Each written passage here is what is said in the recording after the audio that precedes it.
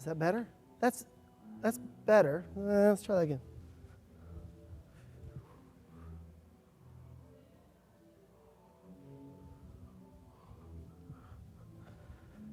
How's that? That's okay. Great.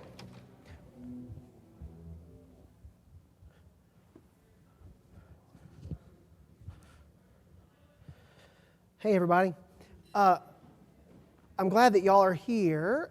I'm going to be a little quieter today than I might normally be because Father Chuck is teaching a class in there. And if I get too loud, then they will hear us and not Father Chuck. But one of my favorite classes that I kind of stumbled onto in a previous church was the articles class, or the theology and the headlines. During the summer, the typical adult Sunday school classes would suspend, but people would show up and they were hungry for conversation about our faith. And it turned out to be an easy kind of way to get in without a lot of preparation. But during the week, I read the newspaper, and I bet you do too. And during the week, I kind of make note of some articles or some op-ed pieces that attract my attention so that we can read them in our class and then talk about them, talk about what we hear in them. And I've got 3 articles today. We might not get to all 3, but we'll see how it goes. Let me pass out the first one, and then I will get somebody to read it for us. There you go. This is the popular table. There you go. I'll hand y'all a couple of them. You're welcome. Good to see y'all. That looks more interesting. Hello. You're welcome. So this is a piece that you might have seen. It's an op-ed piece by, well, actually an editorial piece from the New York Times in anticipation of the 4th of July. And I wonder who among us might be willing to read. Let's just get somebody to read the whole thing. The print's pretty big. It's not as long as it seems. Who might read it? Would you read it, Kathy? Thank you so much. America the Beautiful, taking stock of the state of the Republic on Independence Day by the editorial board of the New York Times. America in 2019 is a nation that locks up migrant children after separating them from their families. And yet it is also a nation that gives sanctuary and charity to tired, poor people as they seek to join this community built by immigrants. It's a nation that walked out on its commitment to help preserve a livable planet for future generations, and a nation whose engines of ingenuity are working to make the planet healthier and safer. Its underpaid women's World Cup soccer team competes wearing the national colors, even as the nation's symbols and traditions are fiercely contested back home. The country has always been stronger for its capacity to peacefully manage contradictions like these that can seem untenable. Along the southern border, an archipelago of detainment centers is filled beyond capacity with desperate people seeking a better life or fleeing places so deadly that they risk swimming the Rio Grande with toddlers.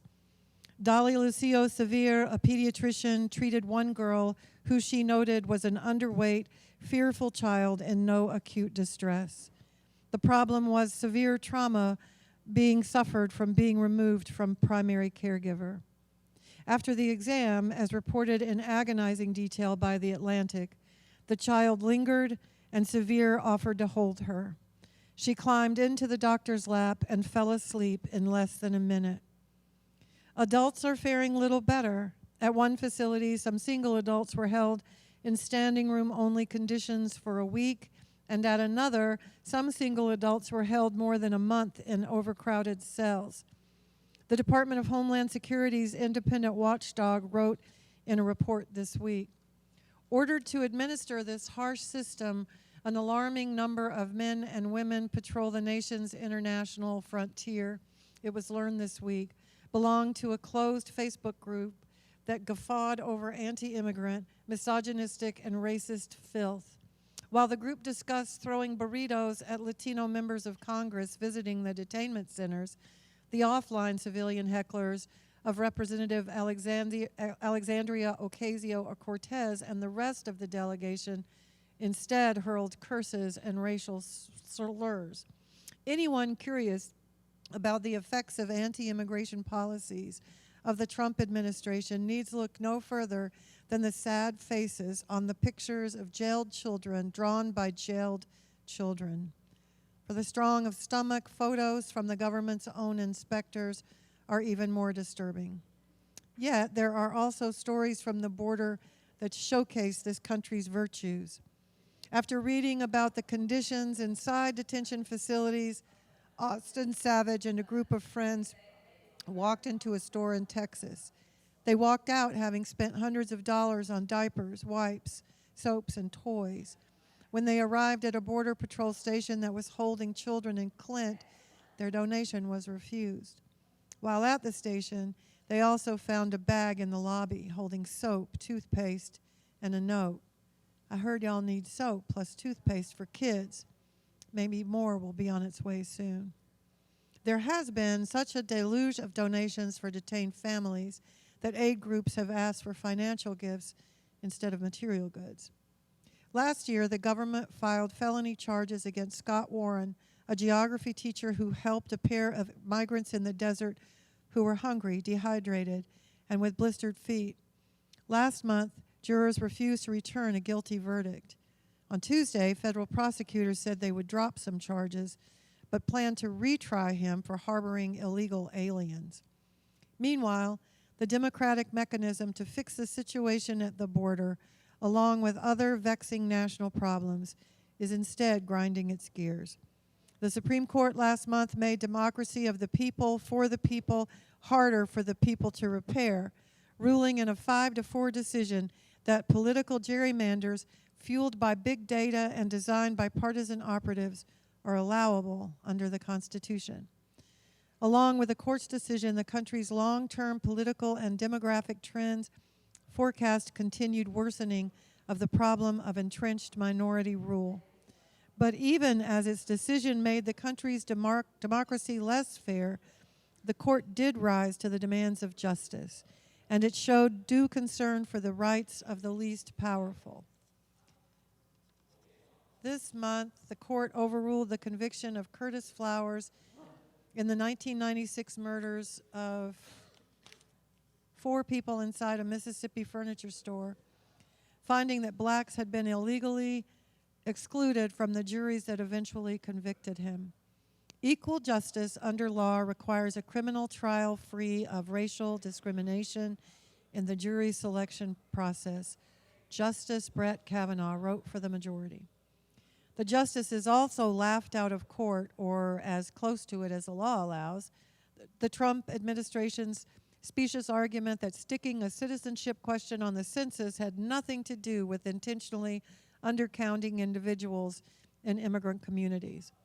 On Tuesday, the Trump administration said that it would print the census without the question, but President Trump tweeted Wednesday that the effort, whose larger goal is to improve the political fortune of Republicans and non-Hispanic whites, as one architect of the question put it, would continue. In other courtrooms, justice continues to be meted out in fits and starts. Prosecutors in Alabama this week, for instance, announced that they would drop charges against Marsha Jones, whom a grand jury indicted last month on manslaughter charges after she was shot in the stomach and lost her pregnancy. It may seem odd that a country so prosperous, so powerful, and so free would at the same time be so anxious and angry, so riven by factionalism. It's even more puzzling and not unrelated that this same country, with such resources to draw upon, would nevertheless tolerate such high levels of poverty and homelessness, of addiction to pharmaceutical drugs, of inequality in wealth and application of justice and quality of education. Versions of these American contradictions have persisted for a very long time, but they seem particularly acute on this national birthday. The question to Americans, as ever, is whether they can summon the spirit to address them. So far, eventually, they found a way. Thank you. What's your response to that? Words, phrases, descriptions, what words jumped out at you? How do you engage that piece? I think it indicates certainly what a divided country we have right now, but it seems more clear to me that it's a nation divided of those that really want to do good and have compassion for others, and those that are mostly afraid. I have a good friend that we discuss these kinds of things fairly frequently, and as we were opposed in our views, and it seems more apparent each time we discuss these issues that his posture is more out of fear than anything else. Economic fear, social fear, many kinds of fear. And the other side is fearless. Thank you. Richard, and then Barbara. As Christians, we stand for things, and at the same time, that means there are some things we cannot stand. And tear gassing barefoot 4-year-old girls at the border is something we cannot stand. And providing care for people in need is something that we stand for, I would think. Yep. Well, this reminded me, I'm still reading Dr. Meek's book that we got when she was here a few weeks ago, and particularly when she talks about othering, that has just hit home to me, and I probably have talked to Paul about it more than I need to, but I feel like that's kind of what this is about, is that there's a certain group of people in our communities that are being othered, left out, othered, not we're not paying attention to them at all. Sometimes it's not just hurting people that's wrong, but it's ignoring people that are wrong. Thank you. I like that concept of othering. Yes. This article is journalistic opinion, and she brought to attention some points that did not explain the whole picture, like bringing donations to a spot. If anyone remembers why Tylenol has safety caps on them, that's why you don't want people bringing donations, because you don't know what's in the donation. Precautions, so you have to be careful what donations are brought in, because you can't take it apart to make sure it doesn't have contaminants in it. So the article does not cover both sides of the picture. I certainly don't disagree with that, and that the editorial board of the New York Times is not known to be fair and balanced in their opinions, for sure. I'm interested in what this highlights for us and what our response to it might be.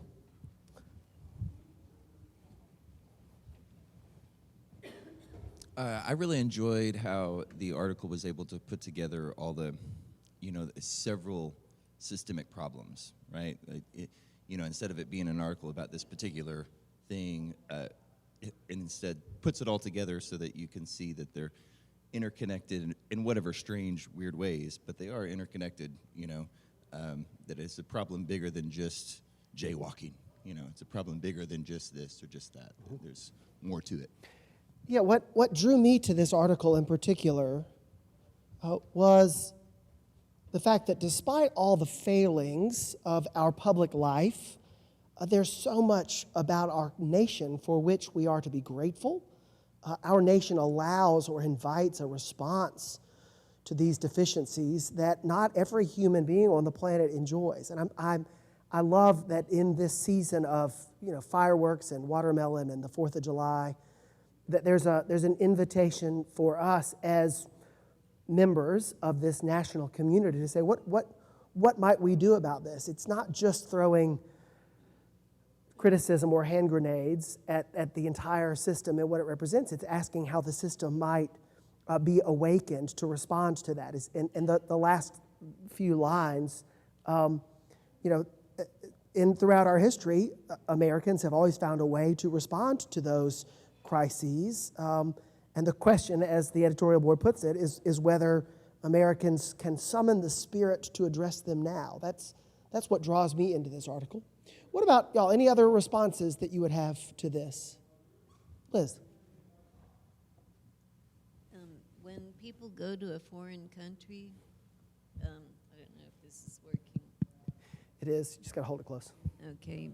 When people go to a foreign country, usually they, get shots and they get a visa, and sometimes it's with military. And so if you're with military people, you're getting the shots, the visas, the kind of the synopsis of what you're going into.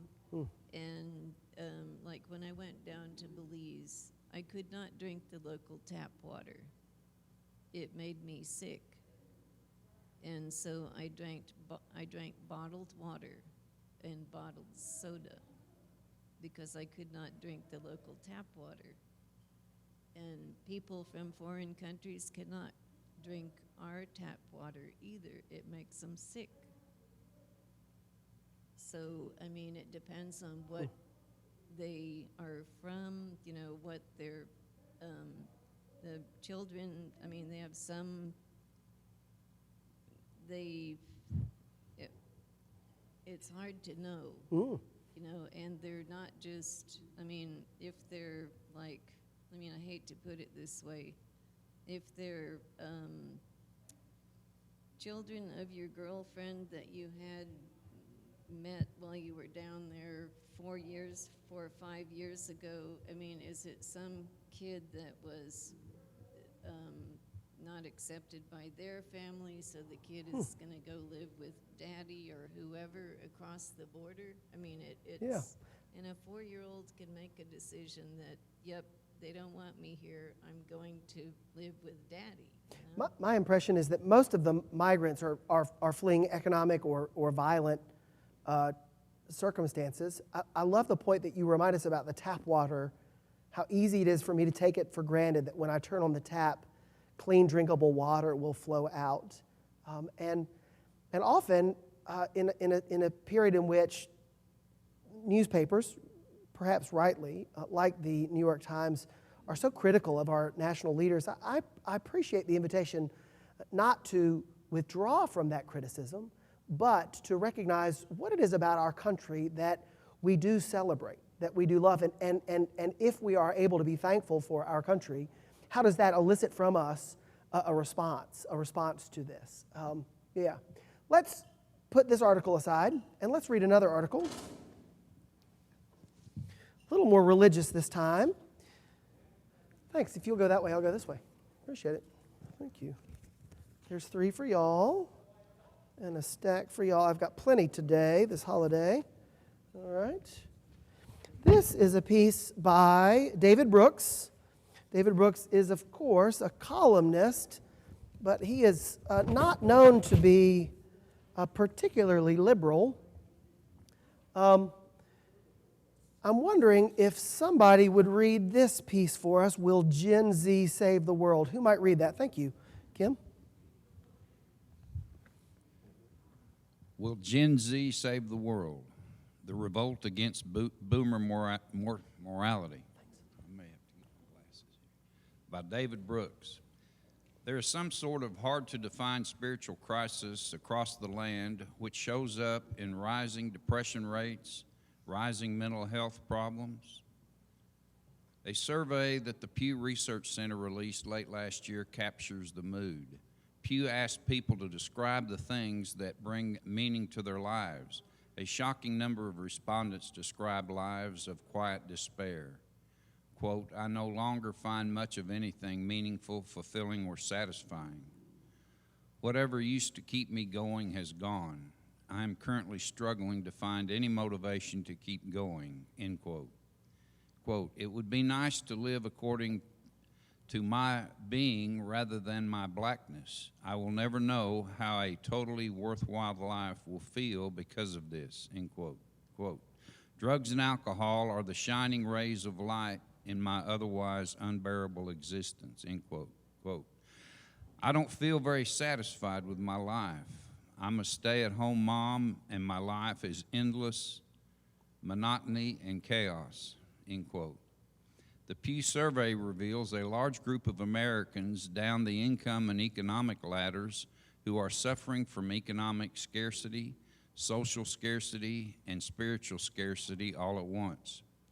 Less educated people were less likely to say that friendship was a source of meaning in their lives. They were less likely to say hobbies were a source of meaning, nor was learning, nor good health, nor stability. When people overall described the source of meaning in their lives, they stuck close to home. Nearly 70% identified family as a source of meaning, followed by career, making money, and practicing a spirituality or faith. Only 11% said learning added meaning to their lives. Only 7% said that helping others was a meaningful part of their life. If you ask philosophers how people fill their lives with meaning, they usually point to some version of serving a cause larger than self. William James said that meaning was found in tireless struggle on behalf of some sacred ideal. Susan Wolf says that meaning is found in active engagement in important projects. But the meaning of meaning seems to have changed. When people in this survey describe meaning, they don't describe moral causes or serving their community, country, or God. They describe moments when they felt loved, satisfied, or good about themselves.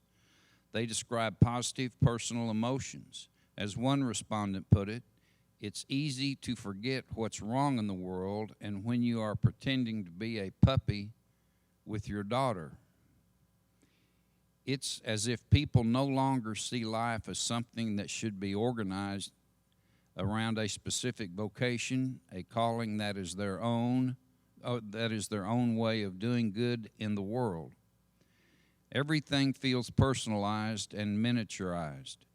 The upper registers of moral life, fighting for freedom, struggling to end poverty, have been amputated for many.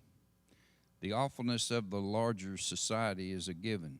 The best you can do is find a small haven in a heartless world.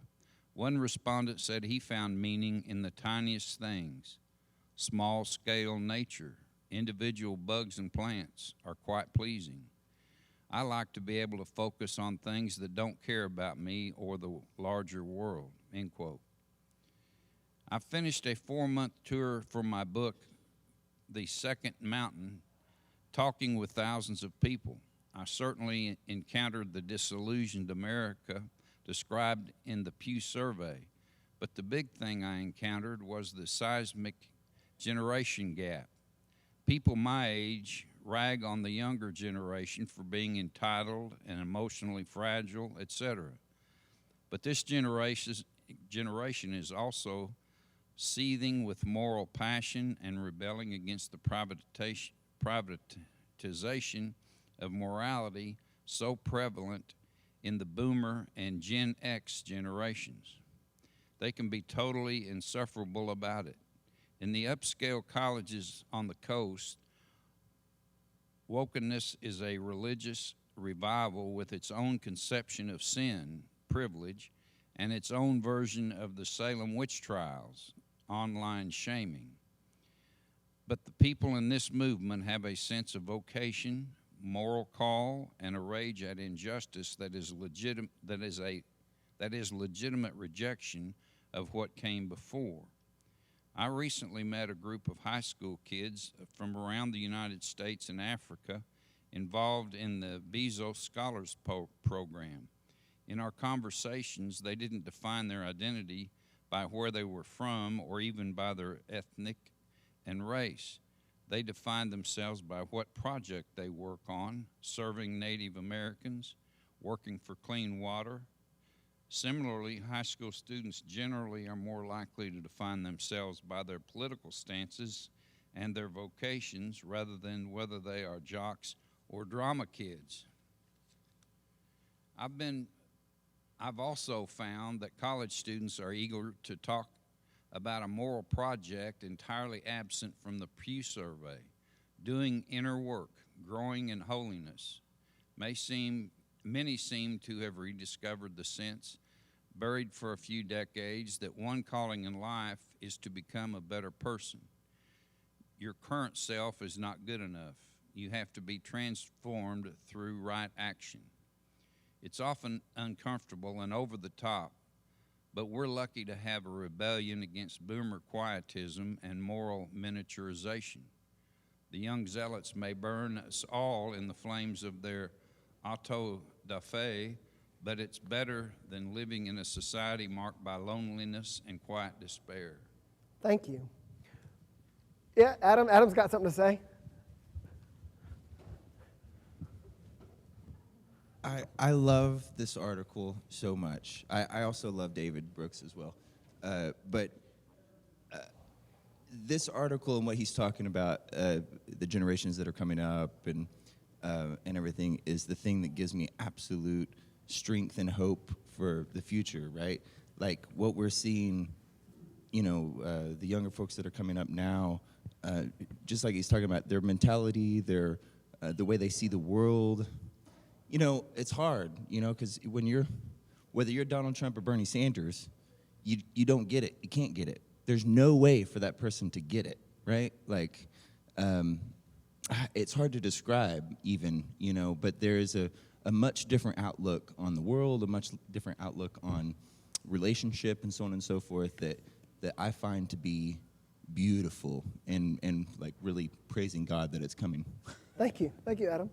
What about others? Let me ask, do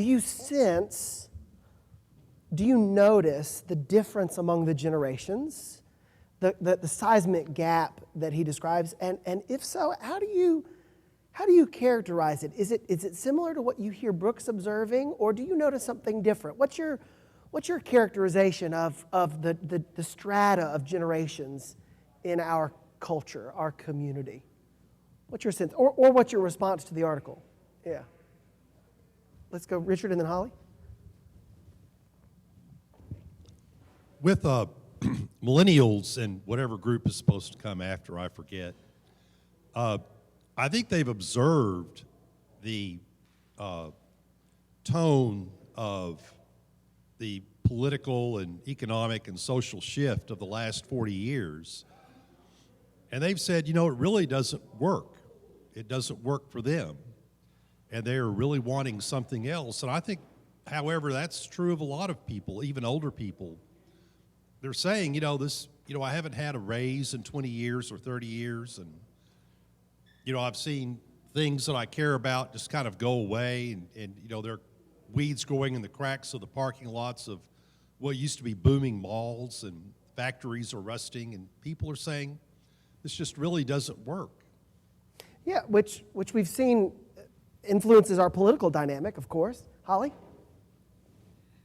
One example of the change in generations is the I guess you could call it a movement of young people dealing with guns. Those high school kids are a source of inspiration to me. They believe that they could do something about the situation, and they're doing it. Thank you. It is different.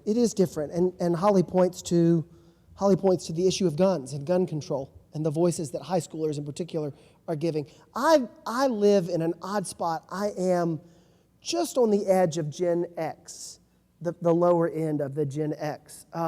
My brother, who is 3 years younger than me, went to school using the internet for papers and research, but I went to school using encyclopedias and books. It was like this magical thing happened almost overnight. And so largely I'm defined as, even in a different generation than my brother, who's just a little younger than I am.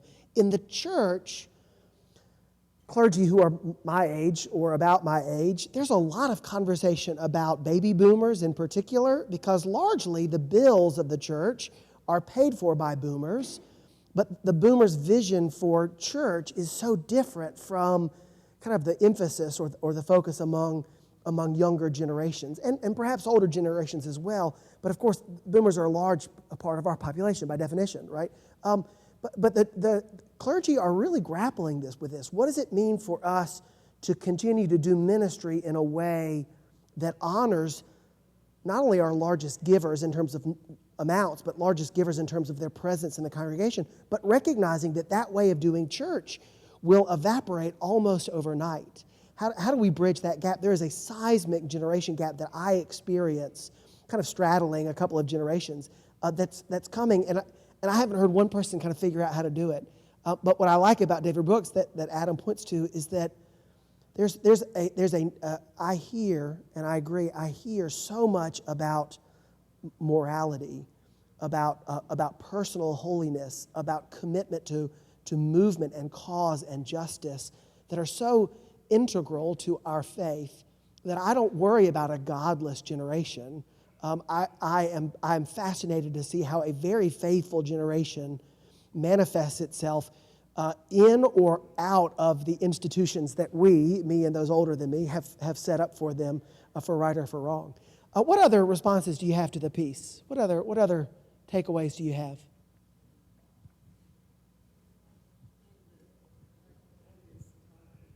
Okay. That's okay. Yep.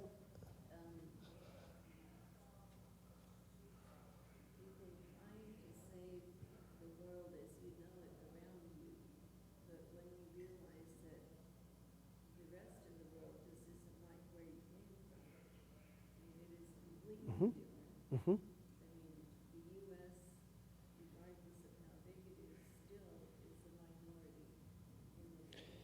So I hear you saying you can try to save the world around you, but the reality is the world's not all that way. Yeah.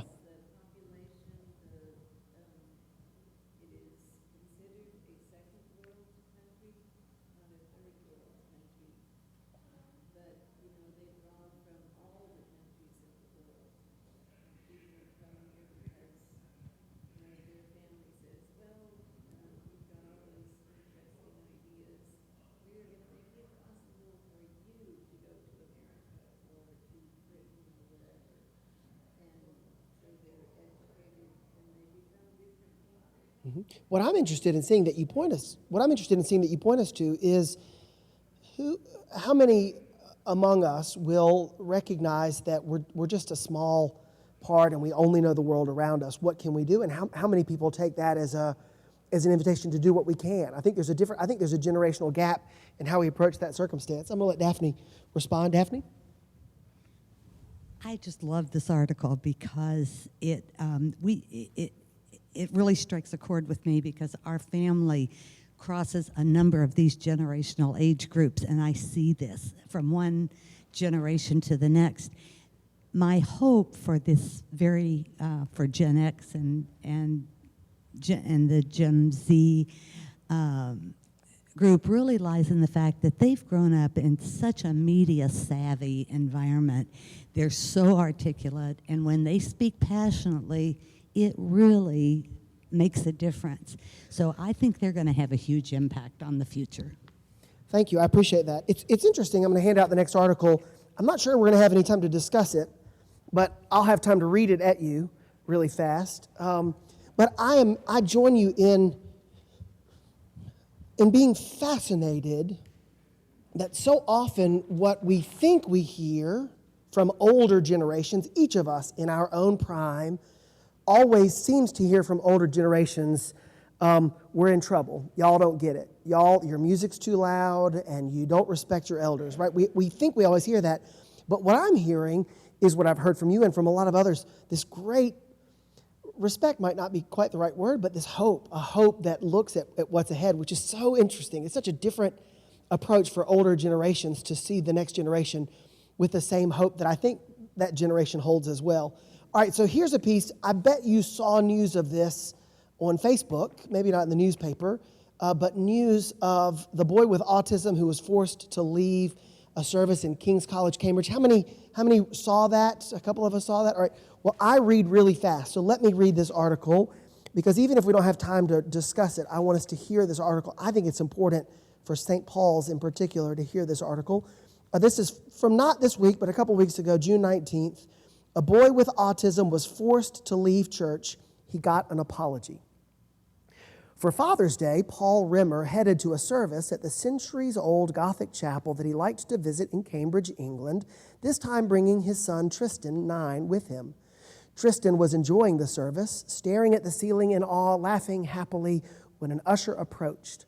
The boy was being disruptive, the usher said, and needed to leave.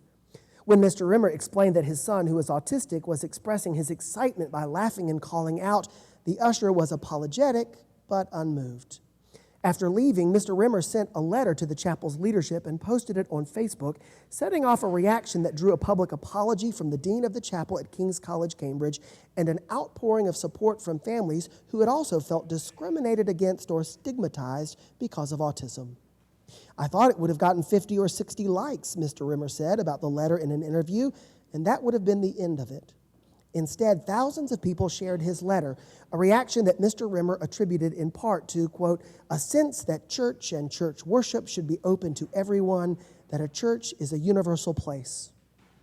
In his letter to the Reverend Dr. Stephen Curry, the Dean of Chapel at King's College, Cambridge, Mr. Rimmer was scathing, quote, my son might not be able to talk, but he knows perfectly well what is going on around him, Mr. Rimmer wrote. He isn't even 10 years old, and he knows that he is unwelcome.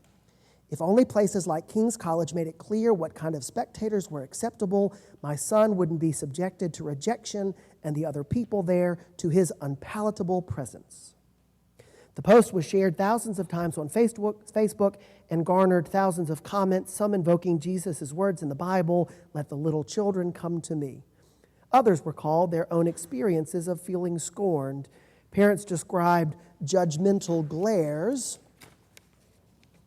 they'd received while shopping, requests to control your children, and scoldings from members of church staff and congregants. More than a quarter of autistic people and their families have been asked to leave a public place because of reasons related to autism, according to the National Autistic Society, a British advocacy group. For autistic people and their families, it's probably almost a universal experience, said Tom Purser, the head of campaigns for the group, which estimates that there are about 700,000 autistic people in Britain. Quote, our research showed that people feel unwelcome, feel judged in public, people roll their eyes, they tut, they stare, or make unhelpful or horrible comments, Mr. Purser said. Mr. Rimmer said that he and his wife have had similar experiences at movie theaters or concert venues in the United States and Britain. A parishioner at a Catholic church in London had once reprimanded him and his son, he said, only for a priest to interrupt and ask that person to leave. Late Monday, Dr. Cherry apologized to Mr. Rimmer on Facebook and on his personal blog. He denied that he had given any instructions to expel the family and said he had been, quote, devastated to learn what had happened. Nevertheless, as dean, I do take responsibility for the whole life of the chapel, and in that regard, I express my unreserved apology, he wrote. Quote, every week, we welcome thousands of people to services in King's Chapel, and we do our best to meet all their various needs and expectations, he wrote. Sometimes we fail, and I realize that we especially failed you and Tristan. He asked to meet with Mr. Rimmer, who agreed.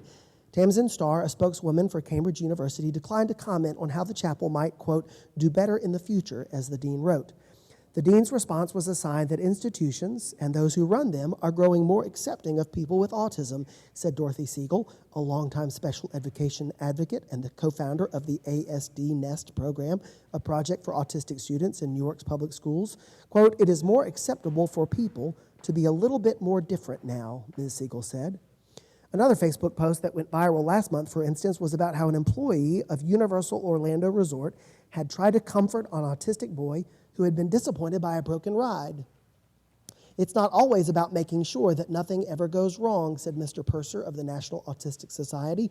It's about when someone says, my son's autistic, then people know what that means. They've had some training and they know how to respond. Institutions could better accommodate people with autism, the advocate said. A minister could announce before a service that some people may become emotional or excited at the music, for instance, or organizations could invite people with autism to special events. Quote, there's lots of ways to deal with this, Ms. Siegel said, but getting angry at a child and kicking him out is not one of them. What responses do you have?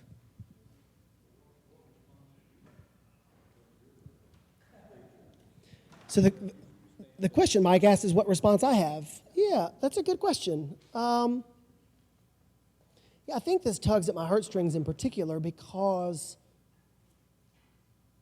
because church is supposed to be the place where everybody can come.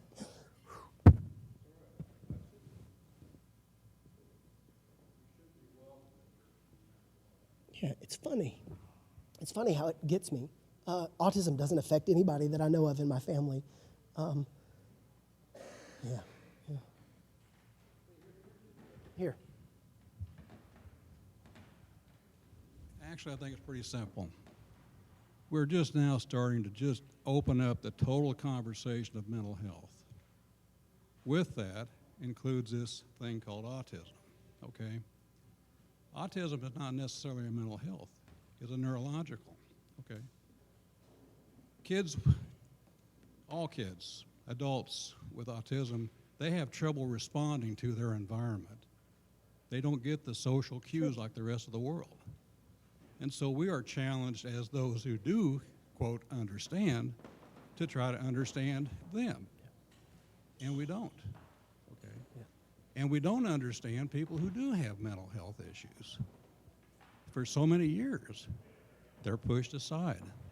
For so many years, institutions that took care of them are closed down. Today, we've got some serious problems. I think Generation Z might very well have this figured out. Okay? Yeah. Thank you. So there's a tension, right? I mean, we know in the safety of like this conversation that that's right. But the reality is that if you're at a concert and the person next to you is making loud noises in the middle of the performance, it's natural for us to think that that limits my ability to appreciate the performance because I can't even hear what's going on. But what does it take for us to rewire the way that we understand an engagement like that so that what we then experience isn't only what we can hear, but the entire event, including the joy of one next to us? Right? Yeah. We've got time for maybe one or two more responses. Other thoughts? Yeah, Martha.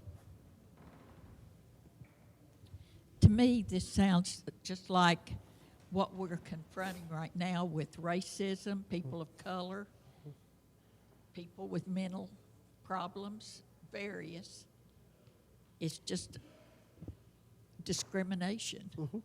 Yeah, thank you. Thank you. And also, I think it's easier for us to adapt and accept the limitations that we can see, and it's harder for us to anticipate and accept those that we can't see. And sometimes I think we're caught off guard. I mean, it's easier for us to adjust to someone who travels with a cane because they're visually impaired. We all know to kind of step out of the way, open the door. But when someone travels with autism, sometimes it catches us by surprise. I mean, I wonder if a couple of generations from now we'll look back and think, gosh, how we treated others just because of the circumstances they carried. Yeah, Gabi, I'm going to hand this to you so we can hear you. I'm in a similar situation with my husband who has dementia and Alzheimer's, and I have found when I tell immediately what our situation is, people have been so kind, so accommodating, or I would sometimes say it's an inappropriate response, and somebody will say it's an unexpected response. Huh. And I have felt that I have to, let's say a concert, I would say in our situation, it's too loud and it's not appropriate, it's not, but everybody has a different way to look at things.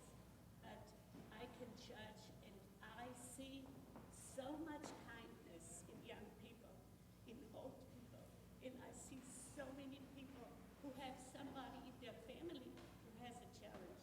And for us to be open, for me, in the beginning, it was very hard to say that my husband has dementia and Alzheimer's. I tried to cover it, but that is not the way to go. The way to go is to respect and show it all in a very respectful situation. And we have found that we are welcome, even so there are inappropriate responses, which I haven't been used to because we have been a 15 for 58 years. Yeah. Yeah. College together, and now really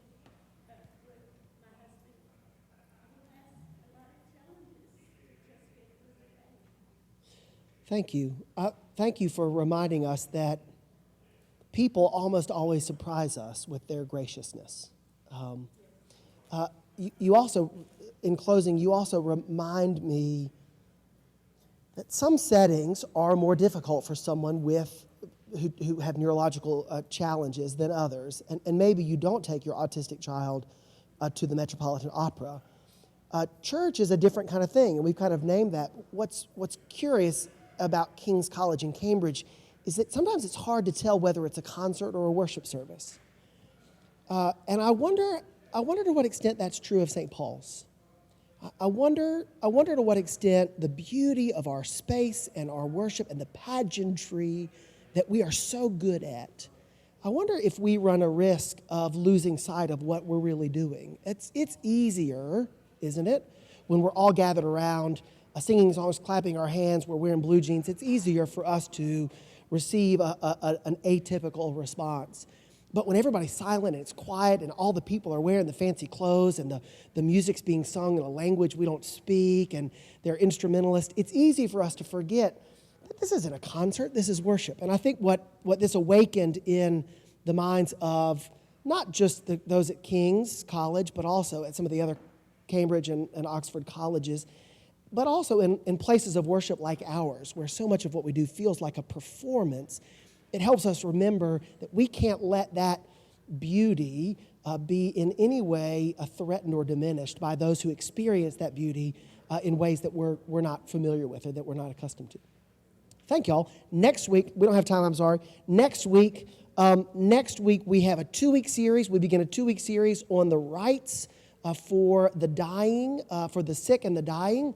Prayers that are so important to who we are as people of faith, but prayers that we usually don't hear until it's time to hear them. So a chance to look at them and talk about them. Thank you. Sorry, Eleanor.